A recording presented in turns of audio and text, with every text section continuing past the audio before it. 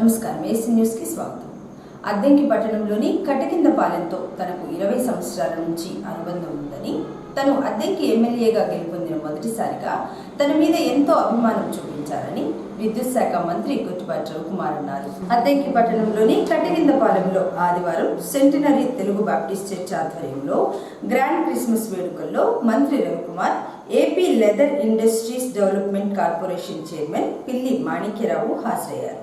ముందుగా cake cut చేసి Christmas పండుగ శుభాకాంక్షలు తెలియజేసి మహిళలకు నూతన వస్త్రాలు పంపిణీ చేశారు. జరిగిన కార్యక్రమంలో మంత్రి రవికుమార్ మాట్లాడుతూ, యేసు ప్రభువారు శాంతిని నెలకొల్పేందుకు జన్మించారని, క్రీస్తు పూర్వం క్రీస్తు శకం అనేది ఉందని, ప్రపంచవ్యాప్తంగా అందరూ ఎంతో ఇష్టంగా క్రిస్మస్ పండుగ జరుపుకుంటున్నారని, కూటమి ప్రభుత్వం అధికారంలోనికి వచ్చిన తర్వాత అద్దంకిని ప్రకాశం జిల్లాలోకి కలిపి ఆర్డీఓ ఆఫీస్ మంజూరు చేయించారని మంత్రి రవికుమార్ గుర్తు చేశారు. ముఖ్యంగా కటకన్నపాలెం స్టాల్ మాస్టర్ గారు కానీ వాళ్ళ కుటుంబం కానీ కటకన్నపాలెంలో ఉన్న పెద్దలందరితో కానీ దాదాపు 20 సంవత్సరాల అనుబంధం ఉన్నది. ఈనాటిది కాదు.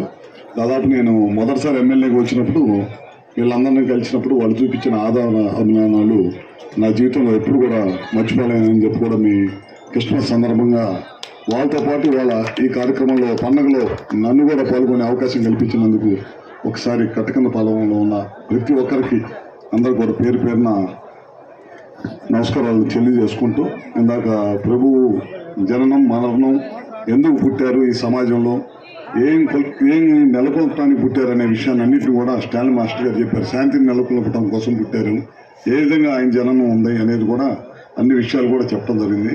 శాంతి మార్గాన్ని అనుసరించడం కోసమే ఈ ప్రపంచంలోకి ఆయన జన్మ రావటం. అందుకనే కాలం కూడా రెండుగా విభజించబడింది.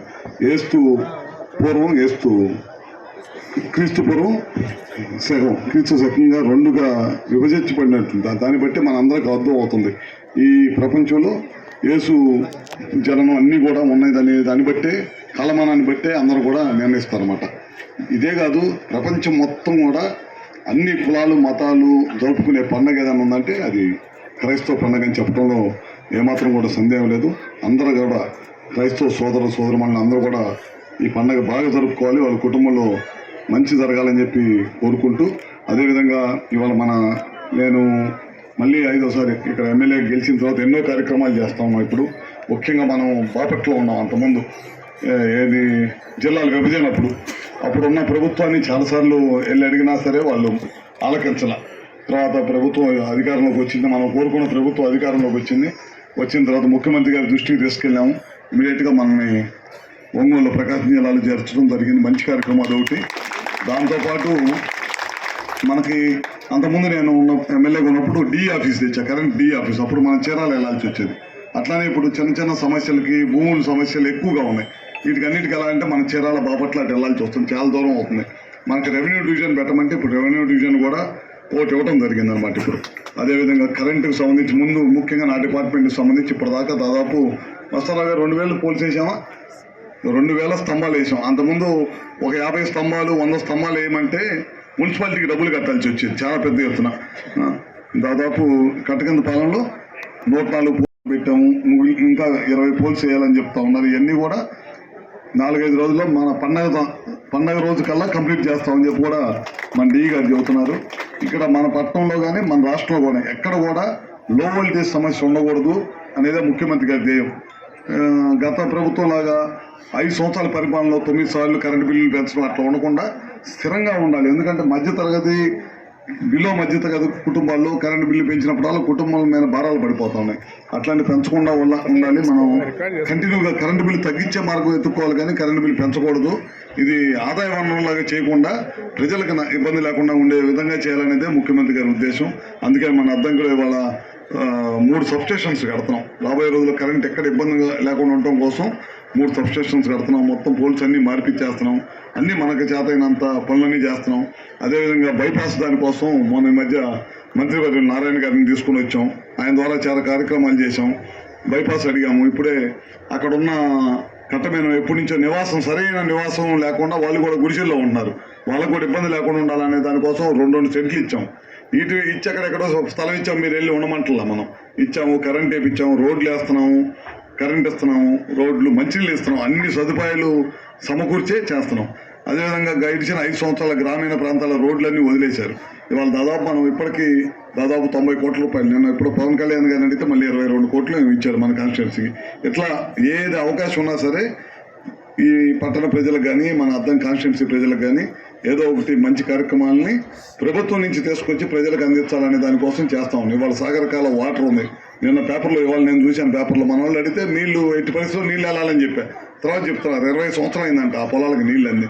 మన వాళ్ళందరూ చెప్తున్నారు 20 సంవత్సరాలు అయిందని నీళ్ళు వచ్చి వాళ్ళ కాలం శుభ్రం చేసి నీళ్ళు అందించాం. 20 సంవత్సరాల తర్వాత ఇప్పుడు నీళ్ళు అందినాయి అంటే నాకే ఆశ్చర్యం వేసింది. అట్లా ఎక్కడికి అవకాశం ఉన్న ప్రతి ఒక్కదాన్ని కూడా ప్రజలకు అందించడమే మంచి పరిపాలన. అదే ఆ రోజు క్రీస్తు చెప్పాడు. తర్వాత ఏ దేవుడు చెప్పినా ఎవరు చెప్పినా ప్రజలకి మంచి చేయటమే క్రీస్తు మార్గం, దేవుని మార్గం. ఆ దశగా ఈ ప్రభుత్వం ప్రయాణం చేసిద్దని చెప్పి కూడా తెలియజేసుకుంటూ, కొంతమంది వస్తూ ఉంటారు ప్రతిసారి ఎవరొకరు సైతాన్ రూపంలో కులాల మధ్య మతాల మధ్య తగులు పెట్టి వాళ్ళ స్వార్థ ప్రయోజనాల కోసం రకరకాల వాళ్ళు వస్తుంటారు. వాటిని తస్మత్ అద్దంకి ప్రజలు కూడా చాలా జాగ్రత్తగా ఉండి ఓన్లీ డెవలప్మెంట్, మీరు మీ కుటుంబాలు బాగుండాలి, మీ పిల్లలు బాగుండాలి, పట్టణం బాగుండాలి, ఆ మార్గంలో మీరు కూడా అందరూ కూడా ప్రయాణం చేయాలని చెప్పి కోరుకుంటూ. ఎప్పుడు లేదు, నేను చూసా ఇలాంటి లైటింగ్ ఎప్పుడు లేదు, ఇలాంటి సందుల్లో బంధుల్లో కూడా పోల్స్ ఎప్పుడు లేవు. నేను ఒక ఎంఆర్పిఎస్, నేను మందకృష్ణమాదిగా చాలా మందిని కలిసి ఆ రోజు ఒక 20 మందిని కలిసి స్టార్ట్ చేశాం. ఇదే బస్ స్టాండ్ లో కొన్ని 100 సార్లు పడుకున్నాం. అన్నింటికి వచ్చి ఇక్కడ భోజనం చేశాం. అట్లాగే మన ప్రసాద్ బాబు గారు, లేకపోతే మా తమ్ముడు పూనేడి నరేంద్ర, ఇక్కడ చాలా మంది ఉన్నారు. వీళ్ళందరితో కలిసి తిరిగాం. ఎప్పుడు చూసినా మొన్న గత 5-6 సంవత్సరాల క్రితం చూసినా కానీ ఇట్లాగే ఉంది పరిస్థితి అద్దంకి. ఇప్పుడు ఒకసారి ఎట్లా ఉందో చూడండి. ఎందుకంటున్నానంటే ఒక నాయకుడు కొన్ని ఏళ్ల పాటు స్థిరంగా కనుక ఉండగలిగితే సుస్థిరమైనటువంటి పరిపాలన వస్తుంది. ఇప్పుడు నిర్మించేవాడిని ఒకసారి పెట్టి ఇంకోసారి కూలగొట్టేవాడిని పెట్టామనుకో, ఇది కూలగొడతాడు. మళ్ళీ ఇంకోసారి నిర్మించేవాడిని పెడతాం, మళ్ళీ ఆయన వచ్చి కట్టాలి, మళ్ళీ ఇంకోసారి కూలగొట్టేవాడిని పెడతాం, ఓడొచ్చి పడగొడతా ఉంటాడు. ఇంక ఇదే పని అయితే మన జీవితాలు మారేటప్పుడు. అందుకనే రాజుల కొరకు మీరు ప్రార్థన చేయండి, అధికారుల కొరకు ప్రార్థన చేయండి అని బైబిల్లో చెప్పాడు. నేనేమంటున్నానంటే ఒక సుస్థిరమైనటువంటి పరిపాలన ఈ రాష్ట్రంలో ఉండాలంటే, అందరూ హాయిగా రోడ్డు మీద తిరగగలిగే స్వేచ్ఛ ఈ రాష్ట్రంలో ఉండాలంటే, అంబేద్కర్ కోరుకున్నట్టు భారతదేశానికి ఒక రాజధాని ఉన్నట్టు అన్ని రాష్ట్రాల్లో ఒక రాజధాని ఉండాలని అంబేద్కర్ కోరుకున్నట్టు ఆంధ్రప్రదేశ్ లో కూడా ఒక రాజధాని ఉండాలంటే, నీటిపారుదల ప్రాజెక్టులు సక్రమంగా టయానికి పూర్తి చేసి రైతులందరికీ నీళ్లు రావాలంటే సక్రమైనటువంటి నాయకుడు ఉండాలి. మనం చేయగలిగింది ఏంటి? ఎలక్షన్ అప్పుడు ఓట్లేస్తాం. ఇది ప్రార్థనా సమయం కాబట్టి మీరందరూ ఒక మంచి నాయకుడు చంద్రబాబు నాయుడు గారు కాబట్టి ఆయన కోసం ప్రార్థన చేయండి. ఆయన బ్రతికున్నంత కాలం ఆయనే ముఖ్యమంత్రిగా ఉండాలి అని ప్రార్థన గనక చేస్తే, ఆయనే గనక ఉండగలిగితే విధ్వంసకారులు రారు, నాశనం చేసేటువంటి వాళ్ళు రారు, రోడ్ల మీద తిరిగితే తలలు నరికేటువంటి వాళ్ళు రారు. Happy Christmas, happy Christmas, very Christmas. వితంతువులకు బట్టలను పంపిణీ చేయడం జరుగుతుంది. చేసిందిగా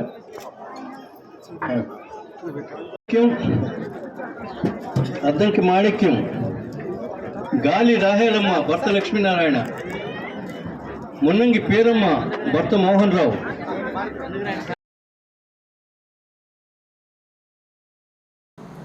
గత వైసీపీ ప్రభుత్వంలో 9 సార్లు విద్యుత్ ఛార్జీలు పెంచి ప్రజలపై అధిక భారాలు మోపారని, కూటమి ప్రభుత్వం అధికారంలోనికి వచ్చిన తర్వాత చరిత్రలో నిలిచిపోయే విధంగా ట్రూ అప్ ఛార్జీల కింద 13 పైసలు తగ్గించారని విద్యుత్ శాఖ మంత్రి గొట్టిపాటి రవికుమార్ తెలిపారు. ఆదివారం మంత్రి రవికుమార్ అద్దంకిలో పర్యటించారు. ఈ సందర్భంగా మీడియాతో మాట్లాడుతూ ముఖ్యమంత్రి చంద్రబాబు నాయుడు లక్ష్యం భవిష్యత్తులో ట్రూ అప్ ఛార్జీలు ఉండరాదని, ఇదే విధంగా విద్యుత్ శాఖ ముందుకు వెళుతుందన్నారు. అబద్ధాలు, కుట్రతో స్థాపించిన ఓ దినపత్రిక ప్రభుత్వానికి వ్యతిరేకంగా ఉంటూ తప్పుడు కథనాలు చూపిస్తుందని, ఇలాంటివి ప్రజలు నమ్మరని రవికుమార్ చెప్పారు. కూటమి ప్రభుత్వం రాష్ట్రం అభివృద్ధి కోసం దూసుకొని పోతుందన్నారు.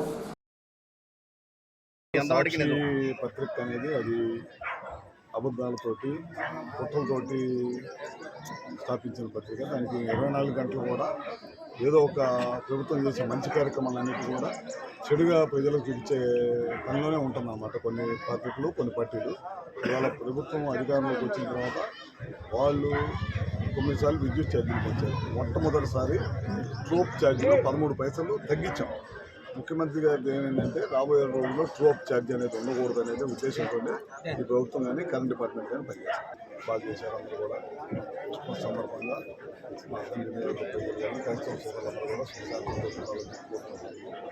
ప్రభుత్వం అధికారంలోకి వచ్చిన తర్వాత అన్ని కార్యక్రమాలు, మంచి కార్యక్రమాలు చేస్తారు. కులాలకు, మతాలకు అతీతంగా ఈ ప్రభుత్వం పనిచేస్తుంది. అదే కూడా అడ్డంకులు కూడా గొడవలు లేకుండా మంచి ప్రశాంతమైన వాతావరణం అభివృద్ధిగా ఈ ప్రభుత్వం పనిచేస్తుంది. అడ్డంకులో కాకుండా రాష్ట్రం మొత్తం కూడా అభివృద్ధిగా పనిచేస్తుంది. క్రైస్తవ సోదరులకు మంచి పండుగ కాబట్టి ప్రపంచం మొత్తం కూడా క్రైస్తవ సోదరులందరూ కూడా పండుగను ఘనంగా చేసుకుంటారు. మా క్రిస్మస్ పండుగని మా కాన్స్టిట్యూన్సీ మా క్రైస్తవ సోదరులు వాళ్ళతో పాటు ఈ పండుగలో పాల్గొని సోదర భావంతో వాళ్ళందరితో ఈ కార్యక్రమంలో పాల్గొని నేను క్రిస్మస్ శుభాకాంక్షలు తెలియజేసుకుంటున్నాను. గత వైసీపీ ప్రభుత్వంలో ముఖ్యమంత్రి జగన్మోహన్ రెడ్డి దేశ చరిత్రలో ఎన్నడూ లేని విధంగా 17 మెడికల్ కాలేజీలు మంజూరు చేయించగా కూటమి ప్రభుత్వం అధికారంలోకి వచ్చిన తర్వాత ప్రైవేటీకరణ చేసేందుకు కుట్ర పన్నుతుందని, ప్రైవేటీకరణను వైసీపీ పార్టీ వ్యతిరేకిస్తుందని వైఎస్ఆర్సీపీ పార్టీ అద్దెంకి నియోజకవర్గం ఇన్ఛార్జ్ అశోక్ కుమార్ తెలిపారు. ఈ సందర్భంగా ఆయన మాట్లాడుతూ మెడికల్ కాలేజీలు ప్రైవేటీకరణకు వ్యతిరేకంగా వైసీపీ పార్టీ 1 కోటి సంతకాల సేకరణ కార్యక్రమాన్ని రాష్ట్ర వ్యాప్తంగా చేపట్టగా అద్దెంకి నియోజకవర్గం నుంచి సేకరించిన సంతకాల సేకరణ ప్రతులను జిల్లా పార్టీ కార్యాలయానికి పంపించారని, సోమవారం జిల్లా పార్టీ కార్యాలయం నుంచి కేంద్ర పార్టీ కార్యాలయంకు తరలించనున్న నేపథ్యంలో కార్యక్రమంలో అద్దెంకి నుంచి వైసీపీ నాయకులందరూ పాల్గొని జయప్రదం చేయాలని అశోక్ కుమార్ పిలుపునిచ్చారు. అందరికీ నమస్కారం. వైఎస్ జగన్మోహన్ రెడ్డి గారు ముఖ్యమంత్రిగా ఉన్నప్పుడు దాదాపు స్వతంత్ర భారతదేశంలో ఎప్పుడూ లేని విధంగా 17 గవర్నమెంట్ మెడికల్ కాలేజీని శాంక్షన్ చేయించడం జరిగింది. కానీ కూటమి గవర్నమెంట్ వచ్చిన తర్వాత 10 గవర్నమెంట్ మెడికల్ కాలేజీని ప్రైవేటైజేషన్ చేయడానికి పూనుకున్నారు. దానికి నిరసనగా వైఎస్ జగన్మోహన్ రెడ్డి గారి ఆదేశాల మేరకు దాదాపు రాష్ట్ర వ్యాప్తంగా ఉన్నటువంటి 175 నియోజకవర్గాల్లో 1 కోటి సంతకాల ప్రజా ఉద్యమాన్ని అనేది స్టార్ట్ చేయడం జరిగింది. ప్రతి నియోజకవర్గం నుంచి డిస్ట్రిక్ట్ హెడ్ క్వార్టర్స్ అనేది 1 కోటి సంతకాల కోసం సేకరించినటువంటి ప్రతులు అనేది ఆల్రెడీ తరలించడం జరిగింది. రేపు 15వ తారీఖున బాపట్ల జిల్లా సంబంధించినటువంటి ఈ ప్రతులన్నీ బాపట్ల నుంచి హెడ్ ఆఫీస్ కి పంపించడం జరుగుతుంది. కాబట్టి అద్దంకి నియోజకవర్గంలో ఉన్నటువంటి ప్రతి ఒక్క వైఎస్ఆర్సీపీ నాయకులు, కార్యకర్తలు, దాంతోపాటు వివిధ సంఘాల నాయకులు, స్టూడెంట్ యూనియన్ నాయకులు, దాంతోపాటు సామాన్య మధ్యతరగతి ప్రజలు అందరూ కూడా ఏదైతే బాపట్ల నుంచి హెడ్ ఆఫీస్కి పంపించేటటువంటి ఈ కార్యక్రమానికి పాల్గొని దాన్ని దిగ్విజయం చేయాలని కోరుకుంటూ అందరినీ ఆహ్వానిస్తున్నారు. తెలుగుదేశం పార్టీ అద్దంకి పట్టణ క్లస్టర్ ఇన్ఛార్జ్ కాకాని అశోక్ జన్మదినోత్సవ వేడుకలు శనివారం రాత్రి అద్దంకిలోని కాకానిపాలెం మండపం వద్ద ఘనంగా నిర్వహించారు. కార్యక్రమంలో తెలుగుదేశం పార్టీ ముఖ్య నేతలు, కార్యకర్తలు పాల్గొని అశోక్ చే కేక్ కట్ చేయించి శాలువాతో సత్కరించి జన్మదినోత్సవ శుభాకాంక్షలు తెలియజేశారు. అశోక్ ఇలాంటి జన్మదినోత్సవ వేడుకలు మరెన్నో జరుపుకొని పార్టీ పరంగా మంచి పదవులు పొందాలని పార్టీ నేతలు ఆశీర్వదించారు.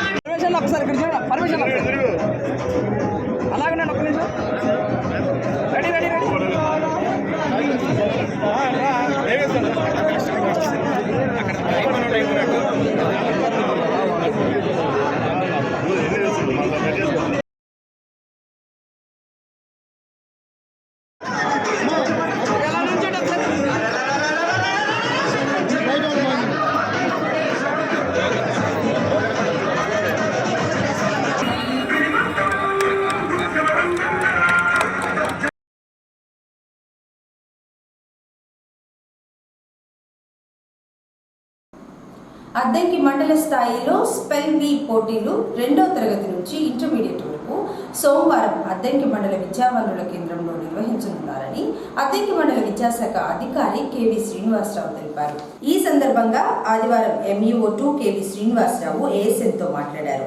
విద్యార్థులు ఇంగ్లీష్ భాషపై పట్టు సాధించేందుకు ఆంధ్రప్రదేశ్ ప్రభుత్వం స్పెల్ బి ఇంగ్లీష్ పోటీలు నిర్వహిస్తుందని 2వ తరగతి నుంచి 4వ తరగతి వరకు ఆన్లైన్ విధానంలో 6 నుంచి ఇంటర్మీడియట్ వరకు ఆఫ్లైన్ విధానంలో పోటీలు జరుగుతాయని శ్రీనివాసరావు చెప్పారు.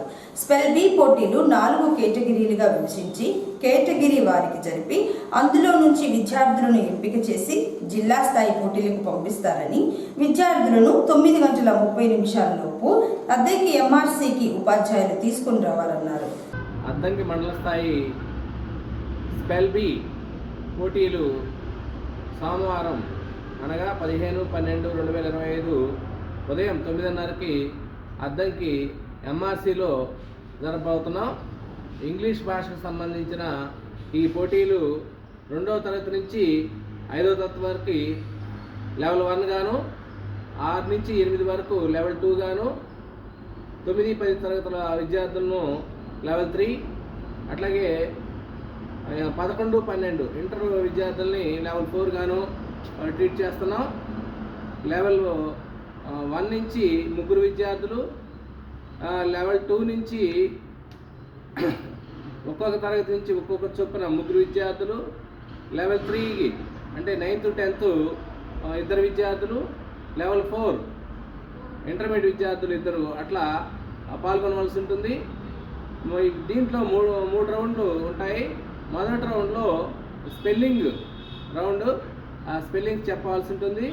నెక్స్ట్ మీనింగ్ రౌండ్, ఆ పదాలకి మీనింగ్ చెప్పవలసి ఉంటుంది. నెక్స్ట్ రీడింగ్ రౌండ్, ఫ్లూయెంట్గా కరెక్ట్గా గ్రామటికల్ మిస్టేక్స్ లేకుండా కరెక్ట్ ప్రొనౌన్సియేషన్తో చదవవలసి ఉంటుంది. ఇలాంటి పోటీల ద్వారా విద్యార్థుల్లో ఇంగ్లీష్ భాష పట్ల ఆసక్తిని పెంచడం, ఇంగ్లీష్ భాషలో ప్రావీణ్యం గల విద్యార్థుల్ని ప్రోత్సహించడం కోసం ఆంధ్రప్రదేశ్ ప్రభుత్వం ఈ స్పెల్ బి పోటీల్ని నిర్వహిస్తుంది. ఈ పోటీల్లో పాల్గొన్న విద్యార్థుల్ని జిల్లా స్థాయికి పంపడం జరుగుతుంది. కాబట్టి ఈ మండల స్థాయి పోటీలకి ఉన్నత పాఠశాలల ప్రధానోపాధ్యాయులు పంపించాల్సిందిగా కోరుతున్నాం. అయితే 2 నుంచి 5 తరగతుల వరకు విద్యార్థులకు ఆన్లైన్లో పోటీ జరుగుతుంది. 6 నుంచి ఇంటర్ వరకు మాత్రమే మండల స్థాయి ఆఫ్లైన్ పోటీ జరుగుతుంది. కాబట్టి 6 నుంచి 12 తరగతుల విద్యార్థుల్ని 15వ తేదీ ఉదయం 9:30కి MRCకి తీసుకురావాల్సిందిగా కోరుతున్నాం. అద్దంకి మండలం బొమ్మనంపాడు గ్రామంలో వేయించేసి ఉన్న శ్రీ గంగమ్మ తల్లి పోతురాజస్వామి వారి దేవాలయం గత నెలలో పునఃప్రతిష్ఠ జరగగా శనివారం రాత్రి ఆలయంలో అమ్మవారికి మండలకాల పూజా కార్యక్రమాలు నిర్వహించి భక్తులకు దర్శన సౌభాగ్యం కల్పించారు. ఈ సందర్భంగా మహిళా భక్తులచే భజన కార్యక్రమాన్ని ఏర్పాటు చేశారు. ఆదివారం కూడా ఆలయంలో అమ్మవారికి ప్రత్యేక పూజలు జరిపి భక్తులకు ప్రసాద వితరణ చేశారు.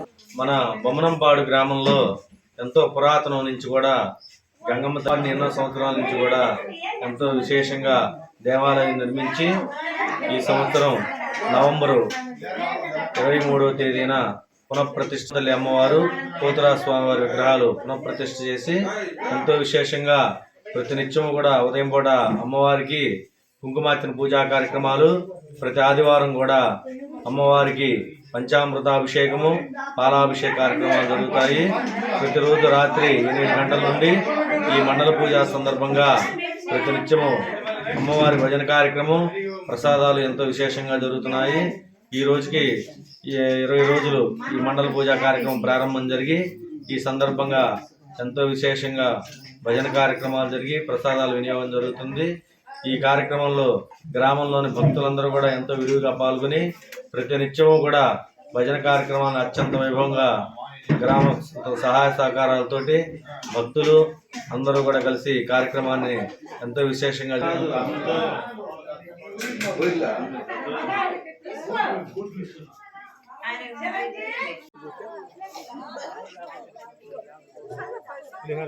పెట్టు